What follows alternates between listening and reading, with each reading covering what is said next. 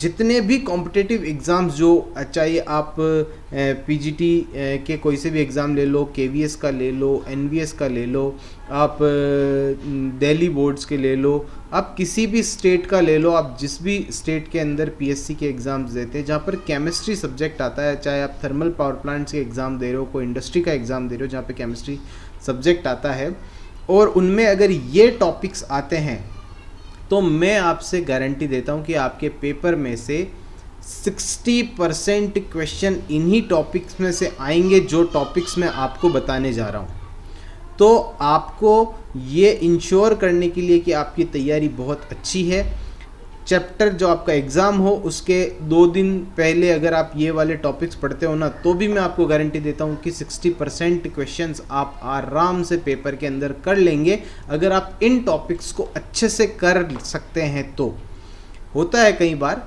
कि आपका chemistry portion अच्छा होता है, पर एग्ज़ाम से जाने से पहले आपकी तैयारी जो है वो और बेटर करने के लिए आपको पर्टिकुलर कुछ टॉपिक्स पढ़ने चाहिए। तो एक एक टॉपिक की मैं जनरली बात करता हूँ और एक एक टॉपिक में से एक दो ही मैं आपको वो चीज़ें बताऊँगा, वो टॉपिक्स बताऊँगा। जैसे सबसे पहले शुरुआत करते हैं कि आपको जनरल फिजिकल केमिस्ट्री में से कौन सा टॉपिक जो है उससे सबसे ज़्यादा आज तक क्वेश्चन पूछे गए हैं, जीपीसी जनरल फिजिकल केमिस्ट्री में से। तो जनरल फिजिकल केमिस्ट्री में अगर आपका मिक्सिंग का पोर्शन अच्छा है, मिक्सिंग वाला जो टॉपिक है वो वाला टॉपिक अगर आपका अच्छा है तो 100% आपको एक क्वेश्चन मिक्सिंग में से देखने को मिलेगा। मिक्सिंग से मेरा मतलब, अगर आपका मिक्सिंग का टॉपिक अच्छा है इसका मतलब ये हुआ कि आपकी कंसंट्रेशन टर्म्स का पूरा टॉपिक अच्छे से होगा, जिसमें मोलरिटी, नॉर्मलिटी, फॉर्मेलिटी चलो छोड़ दो, आजकल उसका नहीं आता, पर नॉर्मलिटी, मोलरिटी और मोललिटी 3 चीज़ें तो आपको आती ही होगी। जनरली मिक्सिंग में मोलरिटी के सबसे ज़्यादा क्वेश्चन मोलरिटी से ही पूछे जाते हैं, तो मोलरिटी तो कम से कम आपकी अच्छी होनी चाहिए। मिक्सिंग के अलावा एक और जो टॉपिक है वहाँ से सबसे ज़्यादा आज तक क्वेश्चन पूछे गए हैं और वो है स्टोक्योमेट्री। स्टोक्योमेट्री से सबसे ज़्यादा क्वेश्चन पूछे जाते हैं, तो स्टोक्योमेट्री का टॉपिक आपका अच्छा आना चाहिए। अब जब आपको स्टोक्योमेट्री का टॉपिक अच्छा है इसका मतलब आपको मोल कॉन्सेप्ट भी आता है ना, तो स्टोक्योमेट्री का टॉपिक आपका अच्छा होना चाहिए। तो 2 टॉपिक्स आपको जनरल फिजिकल केमिस्ट्री से पढ़नी चाहिए, एक तो मिक्सिंग और एक है स्टोक्योमेट्री। एग्जाम्स में जाने से पहले कि आप इंश्योर कर लें कि ये टॉपिक्स आपको अच्छे से आता है। उसके अलावा जो नॉर्मल टॉपिक जैसे परसेंटेज यील्ड है, मास परसेंटेज, ये बहुत बेसिक टॉपिक्स हैं, ये तो आपको आ ही जाएंगे, है ना। उसके बाद में हम लोग बात करते हैं एटॉमिक स्ट्रक्चर से क्या आपको आना चाहिए। एटॉमिक स्ट्रक्चर को पढ़ करके जाने से पहले आपको ये बात का याद रखना है कि आपको पहली चीज़ जो आपकी श्रोडिंगर वेव इक्वेशन है, श्रोडिंगर वेव इक्वेशन आपको अच्छे से रटी हुई होनी चाहिए। सबसे ज़्यादा पूछे गए श्रोडिंगर वेव इक्वेशन से क्वेश्चन।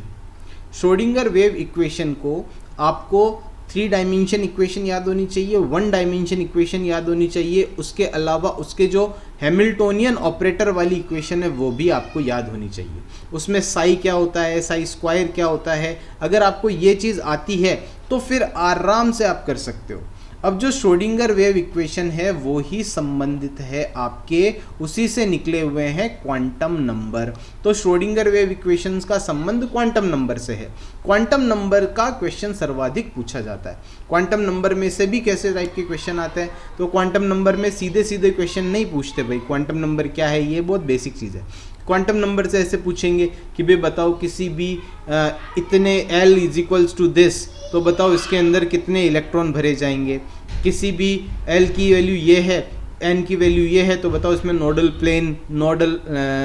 प्लेन कितने होंगे। इस तरह के क्वेश्चन जो है वो आपसे पूछे जाते हैं। तो Schrodinger wave equation atomic structure से आपको पढ़ के जाना चाहिए। N+L रूल, और ये बहुत बेसिक चीज़ें हैं, वो इलेक्ट्रॉनिक कॉन्फ़िगरेशन वगैरह आपको आता होगा। दूसरा जो टॉपिक है वो आता है, सबसे ज़्यादा पूछा जाता है energy of hydrogen atomic orbitals. Hydrogen के एटॉमिक ऑर्बिटल्स के अंदर आपको एनर्जी निकालना आना चाहिए। ये 2 टॉपिक्स जो है वो एटॉमिक स्ट्रक्चर से आपको एग्ज़ाम में जाने से पहले पढ़ करके जाना है। उसके बाद और क्या पढ़ करके जाना है, तो उसके बाद में है आपका सॉल्यूशन वाला टॉपिक। सॉल्यूशन वाले टॉपिक के अंदर सबसे ज़्यादा पूछा जाता है कोलिगेटिव प्रॉपर्टीज़। कोलिगेटिव प्रॉपर्टीज़ के साथ में ही आपको पूछा जाता है दूसरा point, that is ideal and non ideal solution. मतलब आपको राउल्ट्स लॉ आना चाहिए। इसके साथ में ही आपको एजियोट्रॉप वाला जो पॉइंट है वो भी कंठस्थ होना चाहिए। तो ये 2 टॉपिक्स आपको सॉल्यूशन से पढ़ करके जाने चाहिए, ठीक है। इसके बाद में नेक्स्ट बात करेंगे हम लोग कि और क्या आपको आना चाहिए इस टॉपिक में से। तो देखो नेक्स्ट और आप देखेंगे अगला पॉइंट है हमारा इलेक्ट्रोकेमिस्ट्री से। और इलेक्ट्रोकेमिस्ट्री से आपको क्या पढ़ करके जाना है। तो क्योंकि मैं एक दो टॉपिक की ही बात करूंगा, मैं ऐसा नहीं बोल रहा हूं कि दूसरे टॉपिक से क्वेश्चन नहीं आते, पर मैं ये बोल रहा हूं कि 50 से 60% क्वेश्चन आप कर लें, उसके लिए आपको ये टॉपिक्स आने चाहिए। तो इलेक्ट्रोकेमिस्ट्री से आपको क्या आना चाहिए। तो इलेक्ट्रोकेमिस्ट्री की जब हम लोग बात करते हैं तो एक तो फेराडेज लॉ के दोनों लॉ आपको आने चाहिए, एक आपको कोलराउश लॉ ये आपका पढ़ा हुआ होना चाहिए। उसके अलावा आपको आना चाहिए मेनली गैल्वेनिक सेल और गैल्वेनिक सेल रिएक्शंस आपको अच्छे से रटी हुई होनी चाहिए।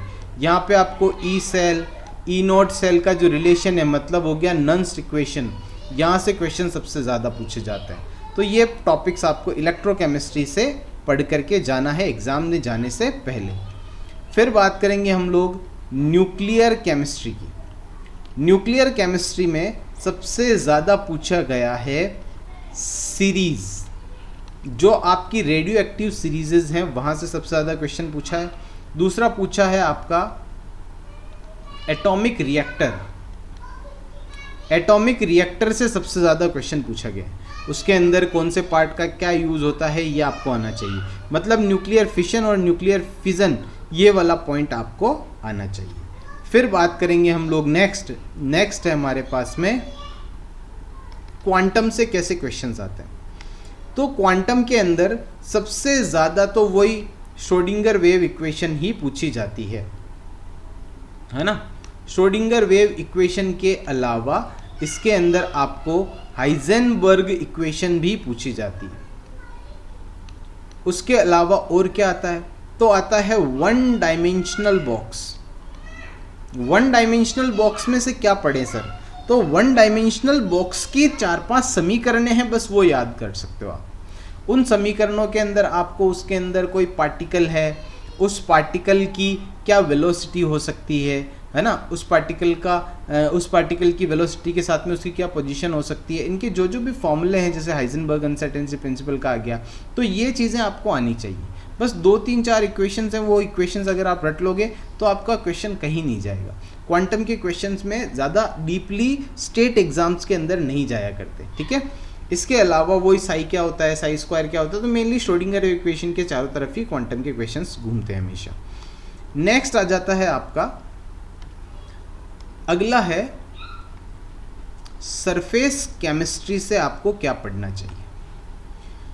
सरफेस केमिस्ट्री जो है उसके अंदर 2 टॉपिक, एक तो है फिजिजॉर्प्शन, एक है केमिजॉर्प्शन। इन दोनों का डिफरेंस और इन दोनों के जो भी खास बातें हैं वो सारी आपको आनी चाहिए। अगली चीज़, 2 तरह के कर्व, एक तो फ्रेंडलिच एड्जॉर्प्शन आइसोथर्म, एक आपका लैंगुमर एड्जॉर्प्शन आइसोथर्म कर्व। ये 2 कर्व अगर आपने पढ़ लिए तो एड्जॉर्प्शन वाले पॉइंट को आप आराम से कर सकते हो, कोई प्रॉब्लम नहीं होगी। इसके साथ में ही आपको एक और चीज़ जो आनी चाहिए वो है कोलोइड्स की प्रॉपर्टीज़ ऑफ कोलोइड से सबसे ज़्यादा क्वेश्चन पूछा गया। तो एक बार इनके ऊपर सरसरी निगाह मार लेना तो आपका काम आराम से हो जाएगा। फिर बात करेंगे हम लोग केमिकल काइनेटिक्स में आपको क्या पढ़ना चाहिए।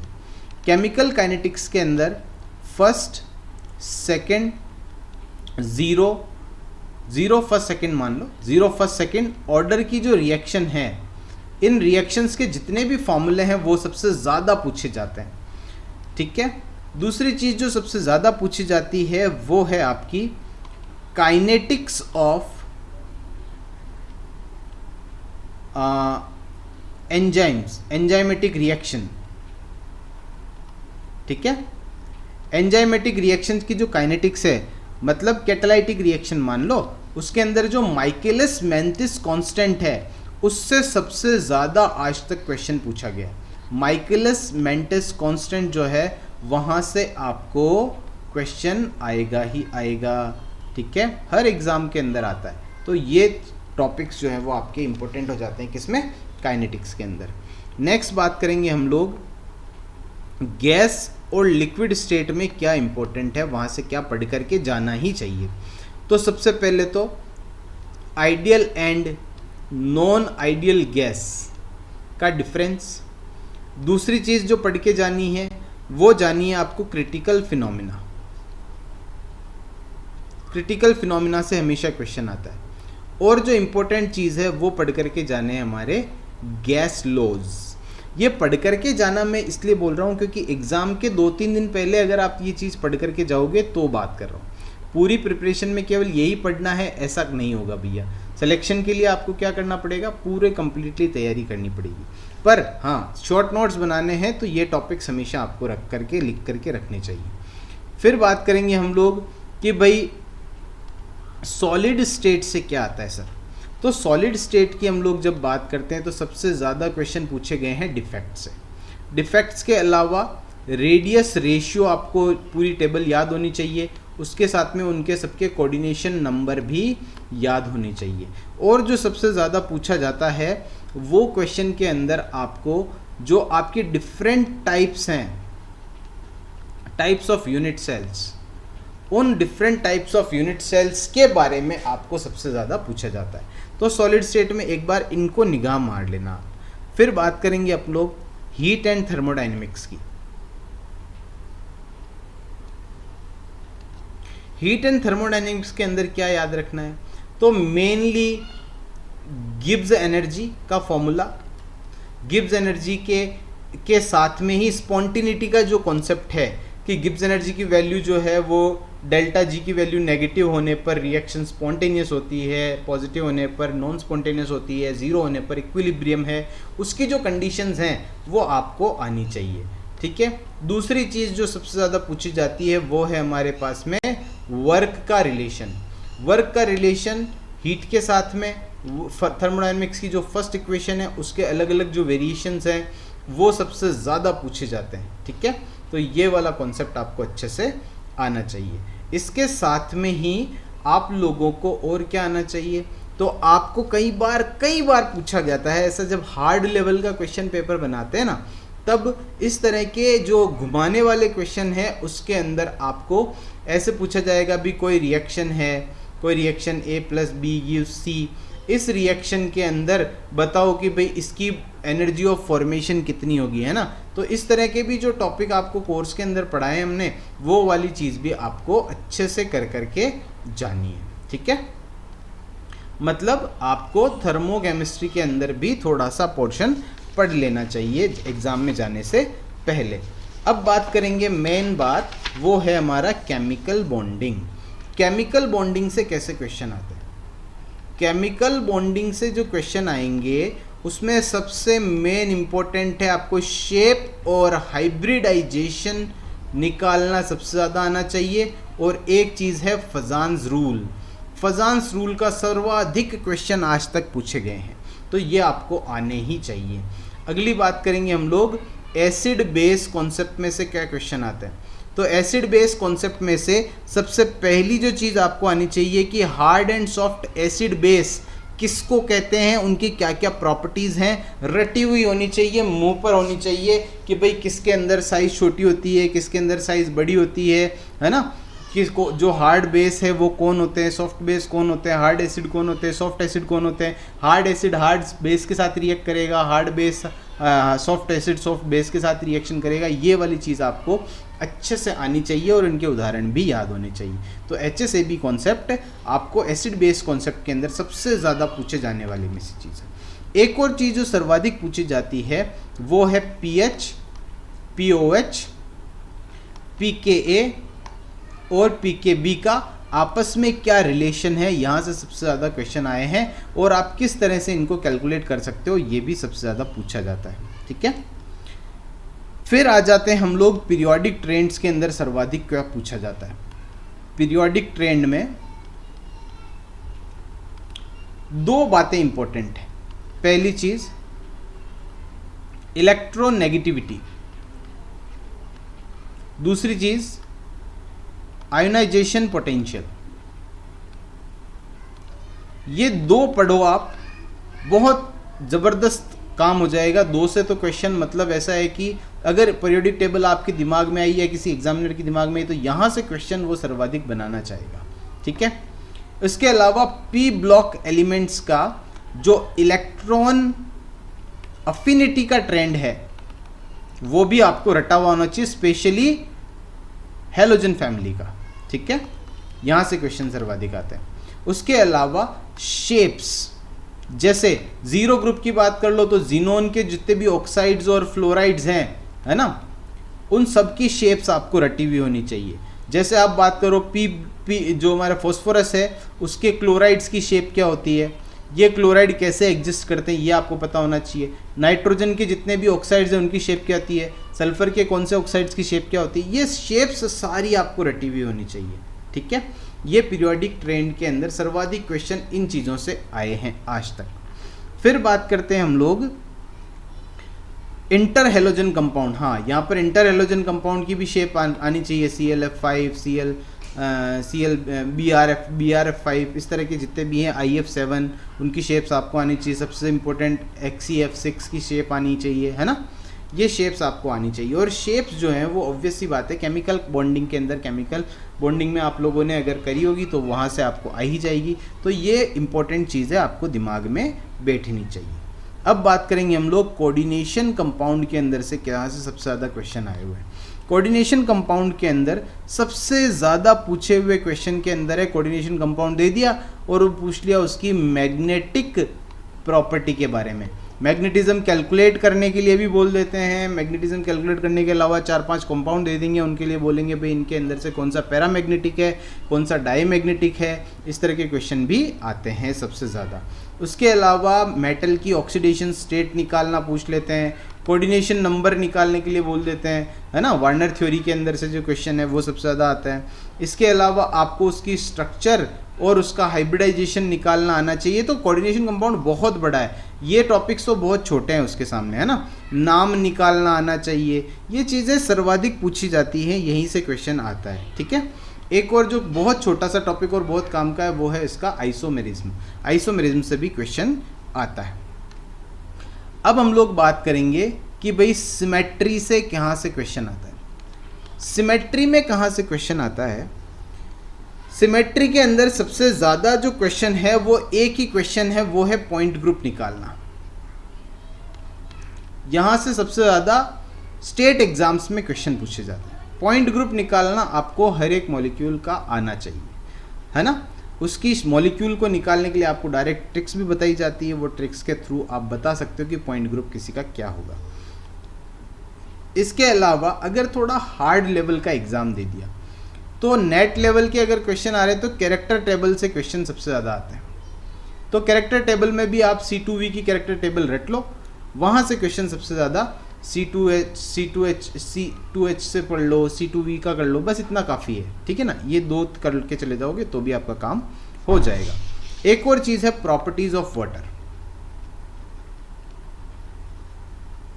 प्रॉपर्टीज ऑफ वाटर का अगर आप क्वेश्चन पढ़ोगे तो इसके अंदर जो सबसे ज़्यादा क्वेश्चन आते हैं वो आते हैं वाटर बॉर्न डिजीज़ के, साथ में आते हैं वाटर पैरामीटर्स। वाटर पैरामीटर्स और वाटर बॉर्न डिजीज़ ये सबसे ज़्यादा क्वेश्चन आते हैं। और फिर अगर आप थर्मोकेमिस्ट्री या जो थर्मो पावर प्लांट की केमिस्ट्री पढ़ते हो तो वहाँ पर आपको टेस्टिंग के सबसे ज़्यादा क्वेश्चन पूछे जाते हैं कि कैसे BOD करते हैं, कैसे COD करते हैं, है ना, वो क्वेश्चन सबसे ज़्यादा आते हैं।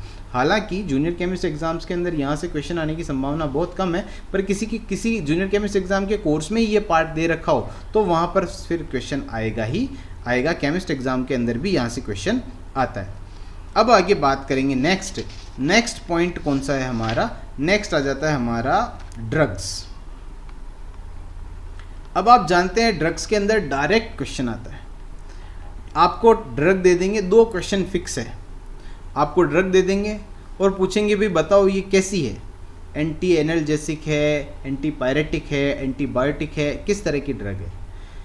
इसका कोई इलाज नहीं है मेरे भाई, कोई भी इलाज नहीं, बस एक ही इलाज है कि आपके पास में जितना है उतना रट सको तो रट लो। बाकी ये क्वेश्चन आपको अगर तुक्का लगाओगे, माइनस मार्किंग नहीं है तो तुक्का लगा सकते हो, माइनस मार्किंग अगर है और अगर आपको आपने जो पढ़ा हुआ उसी में से आ गया तो कर लोगे, नहीं आएगा तो कोई भी नहीं कर पाएगा, ठीक है। तो ड्रग्स के लिए इतना परेशान होने की ज़रूरत नहीं है। फिर सबसे बात करेंगे हम लोग पॉलीमर में कहाँ से क्वेश्चन आते हैं। जिस एग्ज़ाम की, अगर आप पोस्ट ग्रेजुएशन लेवल के एग्ज़ाम्स की तैयारी कर रहे हो या पोस्ट ग्रेजुएशन एग्ज़ाम्स को देते हो, तो सबसे ज़्यादा जो क्वेश्चन आता है ना पॉलीमर में से, वो आता है उनके मॉलिक्यूलर वेट से, molecular weight of polymer, molecular weight of polymer. और दूसरा पूछा गया है आपके cross linked polymers. Cross linked polymers में से क्या आता है, क्रॉस लिंक पॉलीमर्स के अंदर आपको बेकेलाइट वगैरह है ना, यहाँ से सबसे ज़्यादा क्वेश्चन आते हैं। तो मोनोमर से पॉलीमर वाली जो यूनिट्स हैं, कौन किसकी क्या यूनिट, कौन से मोनोमर से कौन सा पॉलीमर बनता है, ये सबसे ज़्यादा पूछा जाता है, ठीक है। जिसमें नाइलॉन 66 का सबसे ज़्यादा क्वेश्चन आता है ना। ये क्वेश्चंस जो है मैंने आपको बताई वो सबसे ज़्यादा एग्जाम्स के अंदर पूछे जाते हैं।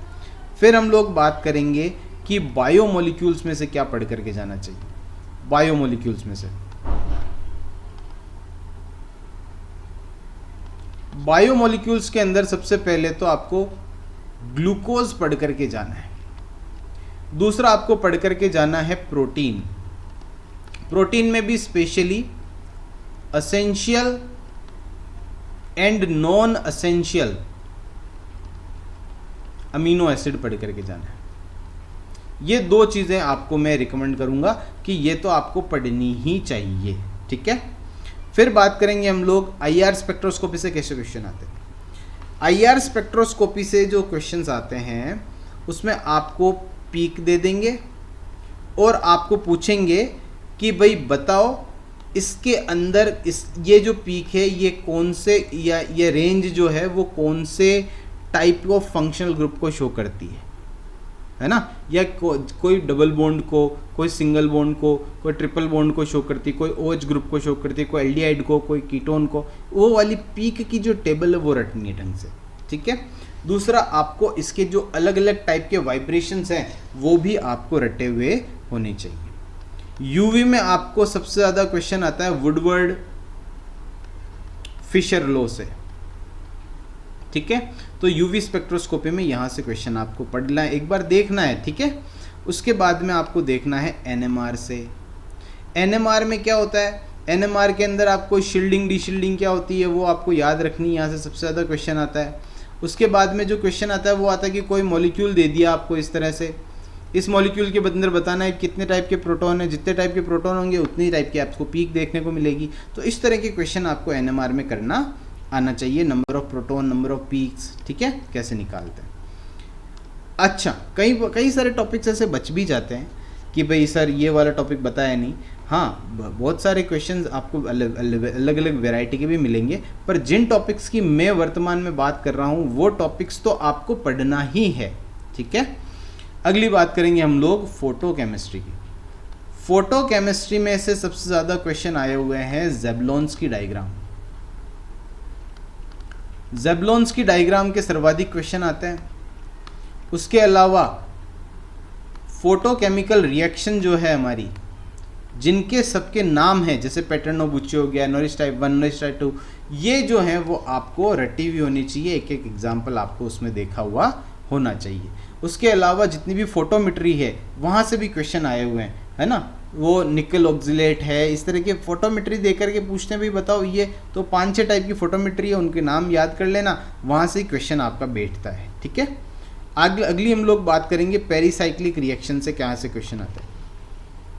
सिंपल, 4-5 टाइप की जो आपकी पेरिसाइक्लिक रिएक्शन है, पहले तो आपको ये पहचान में आना चाहिए कि ये पेरिसाइक्लिक रिएक्शन कौन सी है, पहली चीज़। तो आपको सबसे पहली जो बात हो गई वो हो गई types of pericyclic reaction identify करना। पहला क्वेश्चन तो ये आ गया। दूसरा क्वेश्चन, आपको ये पता होना चाहिए कि जो पेरिसाइक्लिक रिएक्शन है उसके अंदर आपकी जो रिंग क्लोजिंग रिंग ओपनिंग है उसमें फोटोकेमिकल और थर्मली अलाउड कैसे देखना है, ठीक है। तीसरी चीज़ आपको ये याद रखना है कि जो आपकी कॉन रोटेटरी और डिसरोटेटरी का जो कॉन्सेप्ट है, ये चीज़ आपको रटा हुआ होना चाहिए पेरिसाइक्लिक में। ये 3 ही जगहों से सर्वाधिक क्वेश्चन आपके पेरिसाइक्लिक रिएक्शन के अंदर पूछे गए हैं। अगली बात करेंगे हक्कल रूल की। हक्कल रूल आपको एरोमेटिसिटी के बारे में बताता है, तो बस इसको जान लो और एरोमेटिसिटी का कॉन्सेप्ट जो है वो आपका पूरा कंप्लीट हो जाता है, ठीक है। तो यहाँ से क्वेश्चन जो है वो आपके सर्वाधिक आए हैं। अगली बात करेंगे कि भाई और क्या क्या क्वेश्चन जो है वो आपके बन सकते हैं। अगला टॉपिक है हमारे पास में ऑर्गेनिक केमिस्ट्री का। देखो भाई, ऑर्गेनिक केमिस्ट्री बहुत बड़ी है। ऑर्गेनिक केमिस्ट्री से जो क्वेश्चन आते हैं ना, वो क्वेश्चन आपको देखने पर ऐसे लगेंगे कि भाई ये जो क्वेश्चन है ये बहुत आसान है, वहाँ पर बहुत ज़्यादा चोट खा जाते हैं हम। तो वहाँ मैं चोट खाने का कॉन्सेप्ट आपका ख़त्म कर दूंगा, क्योंकि ऑर्गेनिक केमिस्ट्री के अंदर सबसे ज़्यादा पूछा जाने वाले क्वेश्चन के अंदर है जो आपका कॉन्फ़िगरेशन है, ये सबसे ज़्यादा पूछा जाने वाला क्वेश्चन। इसके अंदर आपको EZ हो गया, है ना, कॉन्फ़िगरेशन आइसोमर्स में EZ का नाम कैसे लिखते हैं, ये सबसे ज़्यादा भूल चूक हो जाती है हमारे को। यहाँ से हमको लगता है कि भाई जो सेम साइड होगा तो E होगा, अपोजिट साइड होगा तो Z होगा, पर वो उल्टा होता है। ये EZ वाला आपको आना चाहिए। RS नॉमेनक्लेचर से सबसे ज़्यादा क्वेश्चन पूछा हुआ है। DL एक कम पूछते हैं, पर फिर भी DL आप देख सकते हो, ठीक है। ये कॉन्फ़िगरेशन सबसे ज़्यादा पढ़ना है आपको। दूसरी चीज़ आपको पढ़नी है, आपको पढ़ना है ऑर्डर ऑफ स्टेबिलिटी। किसकी ऑर्डर ऑफ स्टेबिलिटी? तो आपको याद रखना है ऑर्डर ऑफ स्टेबिलिटी सबसे ज़्यादा पूछी जाती है कैटायन, एनायन, 2 की। फ्री रेडिकल की नहीं पूछते। फ्री रेडिकल का अगर क्वेश्चन आता है तो वो पता ही आपको कि वो दोनों तरह से स्टेबल होता है। तो कार्ब कैटायन और कार्ब एनायन की स्टेबिलिटी का ऑर्डर ऑफ स्टेबिलिटी, ये आपको पढ़ करके एक बार जाना है। उसके अलावा जो तीसरी चीज़ पूछते हैं वो आ गई आपकी नेम रिएक्शंस। नेम रिएक्शंस में कुछ भी पूछा जा सकता है, तो इसको आप ये चूक नहीं सकते कि ये नेम रिएक्शन में नहीं करूँगा। SN1 रिएक्शन का सबसे ज़्यादा क्वेश्चन आया आज तक। SN1 के अंदर रिएक्शन की रिएक्टिविटी का ऑर्डर, SN2 में रिएक्शन की रिएक्टिविटी का ऑर्डर, E1 E2 में रिएक्शन की रिएक्टिविटी का ऑर्डर सबसे ज़्यादा पूछा गया है, ठीक है। इसके अलावा ऑर्गेनिक केमिस्ट्री के अंदर एक चीज़ जो है वो ये कि आपको 12th क्लास की सारी रिएक्शंस रटी हुई होनी चाहिए। अगर आपको 12th क्लास की सारी रिएक्शंस और रिएजेंट रटे हुए हैं तो ऑर्गेनिक केमिस्ट्री में आपका बहुत हद तक काम कंप्लीट हो जाएगा। और इसके अलावा एक और चीज़ है लास्ट, वो है आपकी bio inorganic chemistry. Bio inorganic chemistry से भी क्वेश्चन आते हैं। बायो इनऑर्गेनिक केमिस्ट्री के अंदर आप क्या पढ़ सकते हो? तो बायो इनऑर्गेनिक केमिस्ट्री के अंदर आपको जो डिफरेंट टाइप्स ऑफ ब्लड हैं, है ना, जिसके अंदर हीमोसाइनिन हो गया, है ना, हीमोग्लोबिन हो गया, उनकी जो आपको बेसिक कॉन्सेप्ट जो हैं वो आपको आना चाहिए, ठीक है। ये जनरल बात करी मैंने केमिस्ट्री सब्जेक्ट की कि केमिस्ट्री सब्जेक्ट के अंदर आपको कहाँ से क्या क्वेश्चन आते हैं, और एग्ज़ाम से पहले आपकी तैयारी के लिए ये टॉपिक्स आपको पढ़ करके जाने चाहिए। हर एग्ज़ाम के अंदर यही टॉपिक्स जो है वो आपको पढ़ करके जाने हैं एग्ज़ाम से पहले, ताकि आपके मोस्ट इम्पोर्टेंट क्वेश्चंस जो हैं वो आपके कंप्लीट हो जाए, ठीक है। अगर आपको वीडियो अच्छा लगा हो तो आप आपके फ्रेंड्स के साथ भी ये वीडियो शेयर कर सकते हो, चैनल को लाइक कर सकते हो, शेयर कर सकते हो और सब्सक्राइब भी कर सकते हो, ठीक है। किसी का भी कोई भी पैसा नहीं लगता। बहुत बहुत धन्यवाद। आपका दिन शुभ हो।